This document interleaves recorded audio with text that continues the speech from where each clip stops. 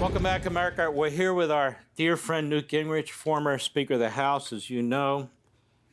Newt Gingrich, question. When you were Speaker of the House, I bet you took this signature requirement very seriously. I bet you took the requirement that a president actually be present when a bill is signed very, very seriously. I know there's a lot of formalities to the fact when certain bills are brought, they're brought in a special way.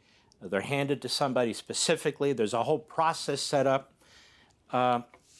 Did you ever think you'd see the day where we're raising serious questions about a former president, whether he signed these bills or if he was present when the bills were signed? Well, yeah, when you put it that way, sure. Look, these people are corrupt, irresponsible, and happy to exploit the nation for their own gain. So given those kind of people, who knows what they might do?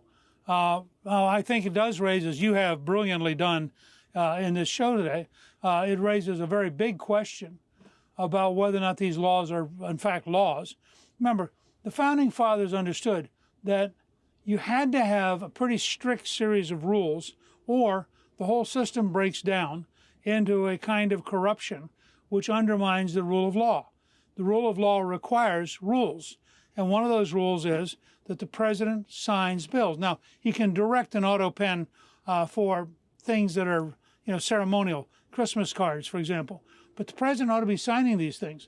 And when you learn that Biden was signing thousands of commutations in the last few days of his administration, you know he didn't have a clue what was going on. You know, we have no idea what the deals were, why those people were given commutations, or if, in fact, they were legal. So I do think there's a profound question here, and probably the Congress and President Trump should really write some more restrictive rules about what it takes to get a bill to actually be a law.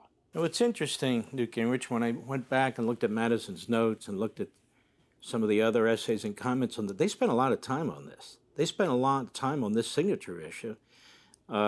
They remembered the statute of frauds from the 1600s. It was very important to them. And back then it was, oh, this guy's the president. We didn't have this massive bureaucracy. He's going to sign these laws. We in Congress, we're going to spend our time doing all this and send it to him. We're concerned that somebody might hijack it, somebody might sign it, and there's also this presentment requirement that he needs to be present. I mean, let me ask you this. Is it really asking a president too much to sign the damn bills or to be present when the bills are signed? I mean, if he's having difficulty doing that, doesn't that kind of prove the point? Well, look, I don't think any reasonable person thinks that after some point in 2023, Joe Biden clearly was incompetent as defined by the 25th Amendment, as you walked us through. I mean, when you read the amendment and you read the discussion around the amendment, it's very clear. Biden clearly was incompetent sometime, I can't tell you any given date, but sometime in 23, it should have been obvious to every person who was dealing with him that he was no longer competent to be president. And I agree with you. Every one of these cabinet officers and Vice President Harris failed their constitutional duty, and they should, frankly, be stuck with that these are people who willfully cheated the American people and allowed a phony presidency in which I'm guessing Dr. Jill was the most important. She became, in effect, the acting president of the United States.